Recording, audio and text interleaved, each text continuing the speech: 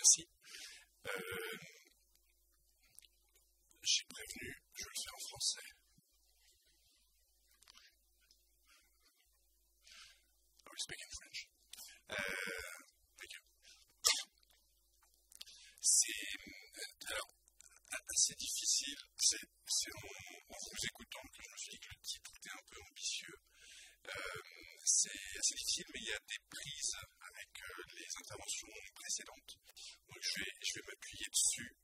Bien évidemment, je ne propose pas en 15, 20 ou 25 minutes de faire métropolisation, démocratie urbaine en général et la question des conflits. C'est plutôt une perspective un peu générale qui part beaucoup de la situation d'Europe occidentale, pour faire vite. Mais il y a des résonances, ou il y a des comparaisons tout à fait possibles avec les cas japonais, thaïlandais et autres qu'on a déjà entendus.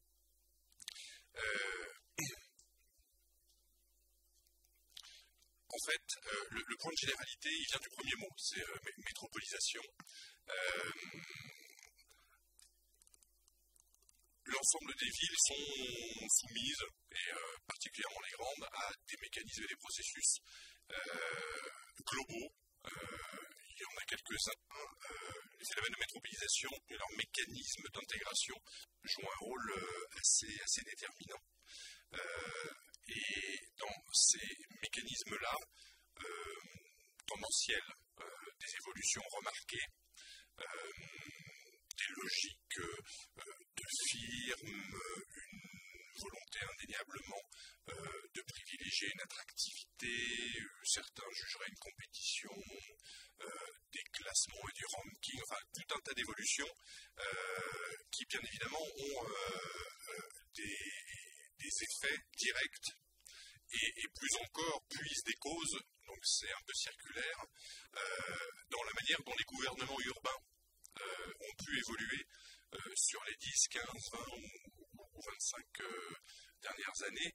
Donc la métropolisation, c'est quelque chose qui existe depuis bien longtemps, phénomène de concentration urbaine, de grands projets structurants, évolution morphologique des villes, accroissement des peuplements, toutes choses que vous connaissez aussi bien que moi, voire mieux que moi, hein, mais qui interpellent directement le sens commun de la ville et la manière dont on régit les affaires urbaines, et la manière dont la ville fait commun, fait cité, puisque c'est bien de ça dont il s'agit lorsque on rapproche la problématique des villes avec la manière dont les démocraties urbaines se sont historiquement constituées. Et c'est là où il y a des vecteurs de changement, de mutation, de perturbation.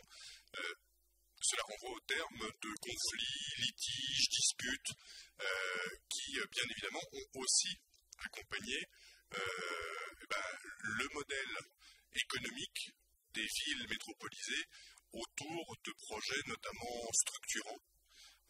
L'une des idées quand même en Europe occidentale, c'est que les disputes et les conflits, du fait même d'une urbanisation généralisée, du fait même de concentration urbaine qui s'accompagne aussi de périurbanisation croissante et donc de modes de vie de plus en plus urbains, les conflits ne se concentrent pas uniquement dans les grandes villes métropolisées, mais il y a des formes de construction démocratique, des types d'engagement qui évoluent de manière assez similaire. Donc la perspective que je vous propose, c'est de prendre exemple ou appui sur les villes, les grandes villes, pour voir comment la démocratie peut y évoluer, les citoyennetés, les formes de citoyenneté peuvent muter, mais ça ne concerne pas simplement les villes, voire même ça donne lieu à des formes d'engagement que l'on peut retrouver dans ce que l'on pourrait dénommer, mais qui n'existe plus, d'autres espaces ruraux, néo-ruraux ou des grandes périurbanités. Alors, le joug de l'évolution métropolitaine, il y a eu dans plusieurs pays européens des réformes, donc il y a eu un soutien de la part des réglementations, des États, du régulateur, pour que les pouvoirs urbains augmentent en fonction de la taille même et du niveau de concentration des villes. Et ces réformes que l'on considère en France et que l'on appelle territoriales, se sont aussi accompagnées de tout un tas d'évolutions qui renvoient à une forme de démocratisation de la démocratie. C'est la participation dont on a commencé à parler, ou déjà entendu parler, des projets urbains qui se veulent plus inclusifs, intégrés, avec des formes d'engagement, des types d'intervention dans l'espace public qui ont pu, bien évidemment, elles-mêmes évoluer. Dans la plupart ou la très grande majorité des pays d'Europe occidentale, vous avez des dispositifs participatifs à l'échelle du quartier, à l'échelle de l'agglomération, en accompagnement de projets, en amont, en aval, voire même dans la vie du quartier une fois que celui-ci a été inauguré. C'est le cas des écoquartiers que l'on trouve en France et qui se diffusent à l'échelle internationale. Mon propos ne sera pas centré là-dessus, même si je me dois de vous dire que c'est un fait remarqué. Il y a des processus depuis 30 ans qui ont vu le jour, particulièrement en ville, et qui ont régénéré une forme de démocratie représentative, qui sont venus accompagner une évolution ou des évolutions remarquées en matière de démocratie tout court, de démocratie locale, de démocratie directe, de démocratie participative. Le foisonnement des termes traduit bien aussi une valse hésitation, quelque chose qui ne serait pas très commode à préciser ou qualifier. Mais il y a bien une forme de démocratisation de la démocratie. Vous avez du coup les réformes territoriales qui posent de nouveaux cadres d'action. Vous avez des formes participatives qui peuvent évoluer et des cadres d'exercice participatif qui ont pu s'ouvrir à des boîtes à outils, de nouveaux instruments, de nouveaux types de processus participatifs. Mais vous avez, c'est là-dessus que j'axerai en fait, surtout par ce qui précède, mais aussi par ce troisième élément qui vient nourrir et amplifier, vous avez en fait une question vive qui est posée, et particulièrement dans les villes, sur la manière dont les urbains, citadins, là aussi il faudra préciser un peu les termes, souhaitent dorénavant différemment s'engager dans la vie de la cité. Ça passe par les projets d'aménagement et d'urbanisme, mais ça ne se limite pas qu'à ça, et surtout, j'insiste là-dessus, ces formes renouvelées d'engagement, d'implication, peuvent aller jusqu'à revoir les formes conventionnelles de l'intervention et réinterroger la construction ou les politiques publiques et la construction démocratique du politique. On a en fait quelque chose qui interpelle les démocraties en général et particulièrement les gouvernements urbains au travers de nouvelles formes, de nouvelles figures et de nouveaux lieux d'exercice démocratique. Ça, c'est le premier élément. Et dans les formes, figures et lieux, vous avez aussi quelque chose de remarqué qui est l'idée de l'alternative. C'est-à-dire que pendant très longtemps, le coût démocratique pouvait se mesurer au niveau d'implication, mais le niveau d'implication, son indicateur de suivi était le niveau d'acceptabilité, qui est un terme consacré, qui n'est pas forcément des plus démocratiques comme terme, voilà, qui juge ce qui est acceptable, mais néanmoins on était dans un régime qui était dit d'opposition ou d'acceptation.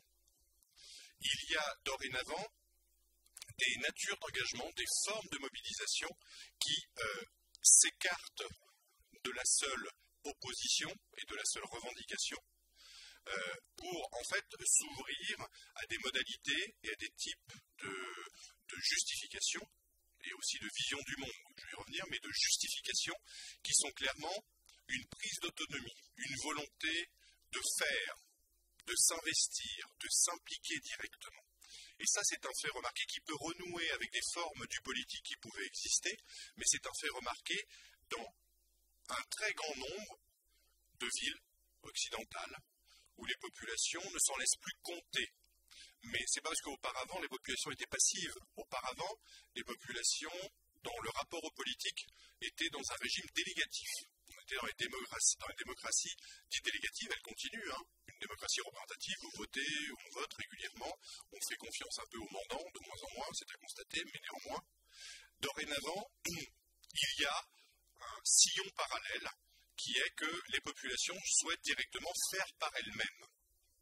Donc on a en fait des formes d'implication, d'engagement et d'inclusion qui ont considérablement ou qui ont pu évoluer sur les 10 ou 15 dernières années, d'accord ? Le cas des palettes dans la rue et du linéaire tout à l'heure l'atteste bien, mais des exemples comme ça, il n'y en a pas des millions, mais ça ne cesse de foisonner, il y en a de plus en plus. Avec du community organizing, bien évidemment, c'est plutôt autour, non pas de petits gestes du quotidien, mais ça peut passer par là, c'est plutôt à l'échelle remontante, ascendante, ça réinterroge beaucoup les espaces du commun, les espaces publics sont clairement des lieux d'implication, des espaces de mobilisation. Ça réinterpelle bien évidemment les pouvoirs en place dans les doctrines d'aménagement, dans les types d'outils de planification ou de projets et de programmation. Ça ne cesse en fait de se diffuser. C'est le fameux, j'y reviendrai, do it yourself, dont on a parlé tout à l'heure rapidement. J'attire quand même votre attention sur le fait qu'il y a aussi, même si on a un chemin de l'alternative, de la contre-proposition, de la reprise en main, il y a aussi une radicalisation qui est partout constatée, en Europe occidentale, mais aussi en Afrique du Nord et aussi en Europe de l'Est, une radicalisation, c'est-à-dire des formes d'engagement qui croisent opposition et alternative pour se retirer. Ce sont pour nous les zones à défendre, mais que l'on connaît en Amérique du Sud et qui commencent à arriver en Asie sur les Temporary Autonomous Zones, c'est-à-dire la reprise est telle qu'il y a une autonomisation, une volonté de s'autonomiser dans certains sous-espaces, généralement de projets, des formes d'organisation qui sont clairement sécessionnistes et qui traduisent aussi un rapport à l'engagement, une conception de l'individu sujet en politique qui a évolué ou qui a commencé à largement évoluer. Donc en fait, pour faire court à ce stade-là, on hérite d'un moment du politique d'une démocratie représentative pour aller vers une démocratie participative avec des outils, des dispositifs, des acteurs, des savoir-faire, des métiers, mais ça n'épuise pas la soif participative au point que ce désir-là trouve à s'exprimer de deux manières, l'une plutôt constructive, alternative, la mise en geste, la prise d'autonomie et la reprise de soi qui se joue derrière, et de l'autre, effectivement, des formes beaucoup plus radicales qui là vont, j'insiste sur ce point-là, qui là vont en fait développer des visions alternatives du fait démocratique.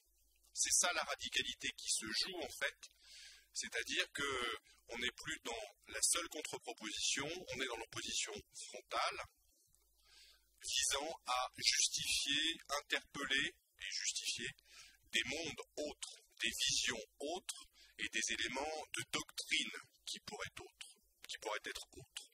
On s'oppose à quelque chose et à son monde. On s'engage différemment, mais entièrement.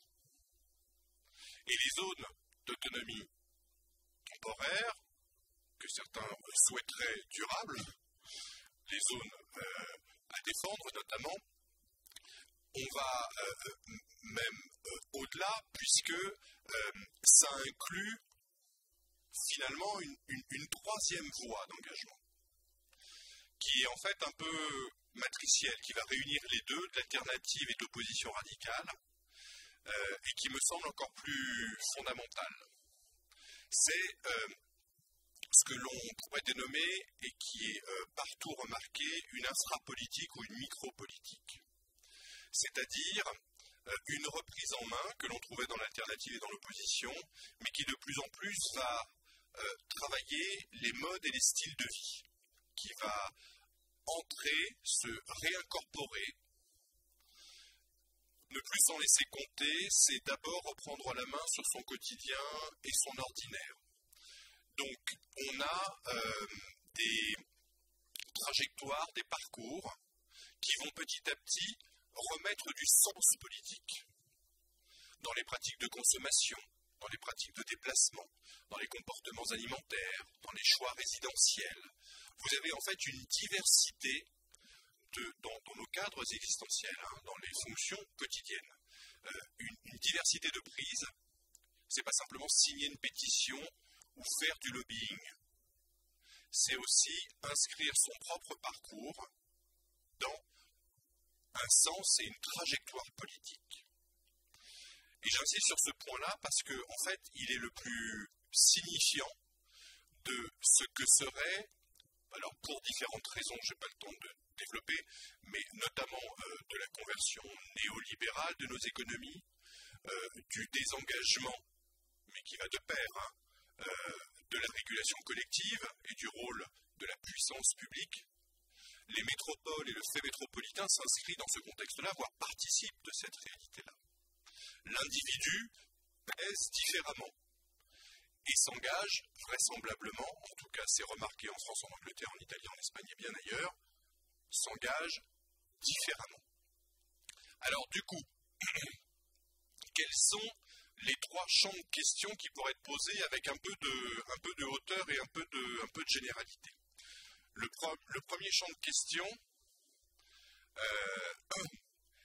qui renvoie à un élément qui n'est pas sans surprendre. Les manifestations dont je vous parle, les formes renouvelées d'engagement, ont un rapport à l'espace qui est lui-même renouvelé. Je parlais rapidement d'espace public. Il y a une reconquête indéniable, une volonté de se réaffirmer dans un espace du commun, dans des lieux névralgiques, dans des lieux symboliques, dans des espaces du dedans des grandes villes métropolisées, mais aussi du dehors et de bien au-delà, de bien loin. Pour des raisons diverses, l'espace pèse différemment, mais néanmoins, notre rapport individuel, corporel à l'espace, joue un rôle déterminant dans la manière dont on va se sentir concerné, affecté et s'engager un peu différemment. Donc effectivement, vous avez eu le mouvement des places, plutôt revendicatif et oppositionnel, mais c'est loin d'épuiser la question. Se pose bien question générique de ce qui, par l'espace, du coup, nous serait commun. Comment la ville serait commun lorsqu'on décide de reconquérir ou de se réapproprier des lieux, quelles sont les formes d'appropriation en jeu. Auparavant, le commun nous était donné par des constructions politiques à l'échelle plutôt de la souveraineté nationale. Dorénavant, les villes sont les premiers opérateurs politiques, ont une puissance d'agir qu'ils n'ont pas eue et qu'elles n'avaient pas il y a 30 ou 40 ans, en quoi ça crée de nouvelles formes de citoyenneté et de nouveaux communs. Deuxième champ de question, c'est sur justement les nouvelles formes de l'engagement. Là, il y a indéniablement une question qui se pose sur ces formes de l'engagement. Je l'ai dit assez rapidement, mais je vais le développer un peu plus là maintenant.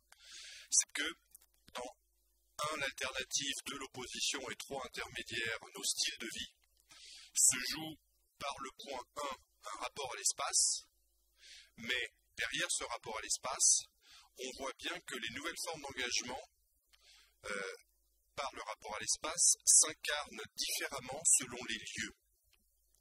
Et là, on va retourner le stigmate, c'est que dans les villes et les grandes villes, les formes d'engagement prennent des figures particulières, ont des formes singulières. Et notamment une forme remarquée qui est de l'activisme technologique, qui est aussi ou qui renvoie à des formes de nouvelles solidarités. Les recycleries, les ressourceries, les boîtes à partage, toutes ces choses-là. Ou le do-it-yourself sur les Hack Labs, les Fab Labs, ou toutes ces choses-là, c'est-à-dire les sciences participatives. D'accord ? On est là dans des formes d'engagement qui sont quand même codifiées par la manière dont les villes métropolisées ont évolué, dans leur rapport à la technique et par la compétition dans les questions qu'elles posent à ce qui nous est éventuellement ou ce qui fait solidarité. Ça vaut du coup cette grammaire-là, cette manière de voir les choses dans les villes et les grandes villes, c'est-à-dire qu'il y aurait un lien entre le contexte, bien évidemment, les causes de l'engagement et les formes d'implication. Et bien ça vaut surtout en dehors des grandes villes. Le point là à remarquer, c'est que les alternatives se développent surtout en dehors des grandes villes métropolisées. Là où l'espace est peut-être plus simple à exploiter, utiliser, mais surtout là où il y a moyen de réunir, ou en tout cas des communautés sont amenées à se constituer en réaction à ce que les villes et les évolutions que les villes ont pu connaître sur les 20 ou 30 dernières années. Et notamment le fait métropolitain, l'accélération, la colonisation des rythmes sociaux par des temps économiques, etc., etc. Dans énormément d'alternatives dites post-urbaines ou alter-urbaines, vous avez des expériences de villes métropolisées qui sont des expériences contrariées, déçues. D'où la question des communs que l'on retrouve là. Qu'est-ce qui nous serait du coup commun dans la grande ville? Qu'est-ce qui ferait cité dans cette grande ville-là? On a donc bien deux choses, et le troisième évolue de concert, entre d'un côté le rapport à l'espace, deux, une segmentation de l'espace, une différenciation entre ce qui se joue dans les métropoles et par réaction ce que l'on voit se disséminer en dehors des métropoles. J'ai mis juste un exemple là. Cartographie collaborative, d'utopie dite concrète, il y en a plus de 3000 à l'échelle nationale, qui peuvent se concentrer dans les villes mais aussi en dehors, et qui en fait représentent une vingtaine de types d'implications. Je parlais de ressourcerie, de recyclerie, ça peut être monnaie locale, c'est un habitat autogéré, c'est une communauté existentielle, etc., etc. Ça ne cesse de se diffuser, et ça c'est l'avant-dernière version, actualisée, on ne voit même plus la France derrière. Ça éclot de partout. Alors bien évidemment, vous allez me dire, ça dépend de la taille du point, d'accord. Mais ça, se dissémine ou se diffuse, d'accord, rapidement. 2, ça couvre l'entièreté du territoire, à la fois les agglomérats urbains et le dehors des villes. 3, il y a un trait commun à cette chose-là. J'en ai parlé tout à l'heure dans la prise d'autonomie, les formes d'autogestion. Il y a même 3 communs derrière ces réalités-là, mais j'insisterai juste sur un parce que le temps m'est compté. Indéniablement, à une évolution des causes, des visions qui sont éventuellement mises en discussion, des formes d'engagement qui évoluent de l'intérieur des villes comme en dehors des grandes villes, se joue pour beaucoup la question de l'individu en politique, je l'ai déjà dit. Pour ce qui est extérieur aux villes, c'est indéniablement un rapport à l'écologie, mais pas à l'écologie au sens du parti écologique, d'accord, ou de la défense écologique. C'est l'écologie comme monde du vivant. Ce qui veut dire que les villes métropolisées interpellent beaucoup dans leur évolution ce qui ferait sens commun dans le rapport que nous nouons à l'espace, à la terre et au vivant. Ça joue énormément dans l'éclosion extra-urbain ou alter-urbain. C'est même structurant. Du coup, troisième champ de question, plus pratique, plus concret, mais néanmoins, l'on voit inévitablement et sans aucun doute possible une évolution, comment les acteurs locaux territoriaux se saisissent de ces réalités-là. Je vous redis, je mets de côté, même si on pourra en discuter, les outils participatifs. Parce que les outils participatifs officiels n'ont pas répondu à la soif participative, ont fait évoluer indéniablement les process politiques, les politiques d'aménagement, ont démocratisé les cadres démocratiques, mais ont surtout suscité énormément de contrariété, d'accord, pour ne pas dire de frustration. Conseil de quartier, conseil de développement, conseil citoyen dorénavant, des méthodes ont pu évoluer, des débats publics ont vu le jour, les réunions publiques, les dispositifs dits d'accompagnement ou de concertation, de management en partie prenante. Je mets ça volontairement et un peu rapidement de côté, tout simplement pour dire que c'est dans d'autres domaines de compétences locaux et territoriaux qu'il me semble que les éléments sont en train d'évoluer, en tout cas qu'il y a une question forte qui est posée, c'est comment réviser des savoir-faire de métier en faisant avec ces réalités-là. La question des métiers aujourd'hui, elle est fondamentalement là.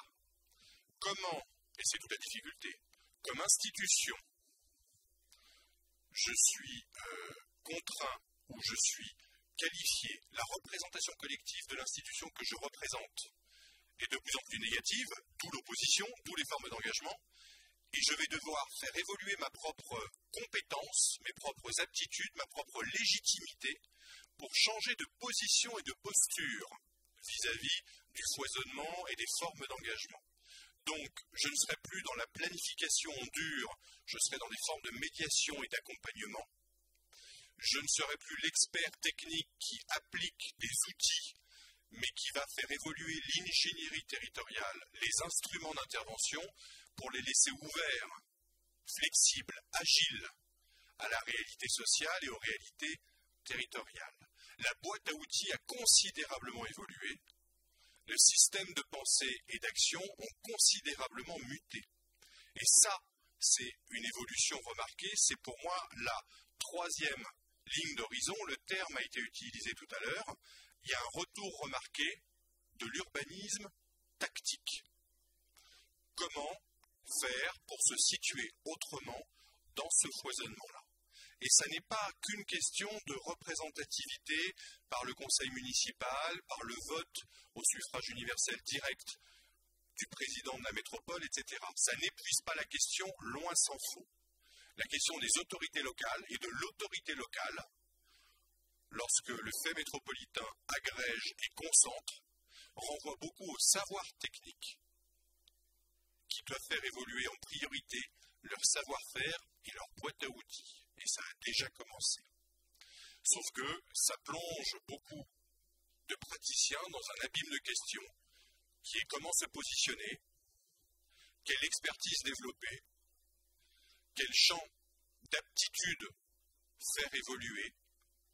Et là, il y a tout un tas d'expériences autour de l'innovation et de l'expérimentation qui tendent à montrer qu'on serait peut-être, non pas par seulement les conseils de quartier, conseils de développement, débat public, mais par une évolution des référentiels de métier, on serait engagé dans un processus clairement enclenché et de longue haleine.